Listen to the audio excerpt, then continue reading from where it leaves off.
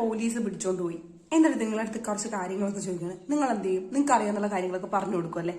പക്ഷെ ഇങ്ങനെയല്ല. നിങ്ങൾക്കൊരു അവകാശമുണ്ട് ഭരണഘടനാപരമായിട്ട്. ആ അവകാശം എന്താണെന്ന് നിങ്ങൾക്കറിയോ? റൈറ്റ് ടു റിമൈൻ സൈലന്റ്, മിണ്ടാതിരിക്കാനുള്ള അവകാശം.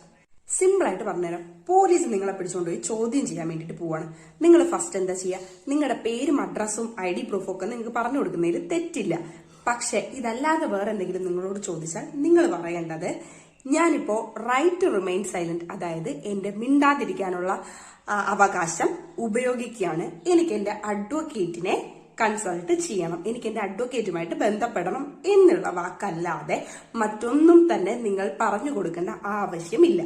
ഇന്ത്യൻ കോൺസ്റ്റിറ്റ്യൂഷൻ ആർട്ടിക്കിൾ 20 ക്ലോസ് 3 പ്രകാരം സ്വയം കുറ്റക്കാരനാണ് തെളിയിക്കുന്ന രീതിയിലുള്ള ബലപ്രയോഗം നിയമവിരുദ്ധമാണ്. മനസ്സിലാക്കുക, നിങ്ങൾ ഇങ്ങനെ പറഞ്ഞു കൊടുക്കുന്ന കാര്യങ്ങളൊക്കെ കോടതിയിൽ നിങ്ങൾക്കെതിരെയുള്ള തെളിവായി മാറാം. അതുകൊണ്ട് ഈ റൈറ്റ് ടു റിമൈൻ സൈലന്റ് നിങ്ങളുടെ അവകാശമാണ്. ഇത് നിങ്ങൾ ക്ലിയർ ആയിട്ട് ഉപയോഗിക്കേണ്ടടുത്ത് ഉപയോഗിക്കുക തന്നെ വേണം. നിങ്ങളുടെ അഡ്വക്കേറ്റ് ഇല്ലാതെ നിങ്ങൾ ഒരു സ്റ്റേറ്റ്മെന്റും തന്നെ ഒപ്പിടരുത്. ഓർക്കുക, നിങ്ങളുടെ അവകാശങ്ങൾ അറിയാം, മനസ്സിലാക്കുക, മറ്റുള്ളവർക്കും ഷെയർ ചെയ്യാം. ഇത് ചിലപ്പോൾ അവരെ രക്ഷപ്പെടുത്തിയേക്കും.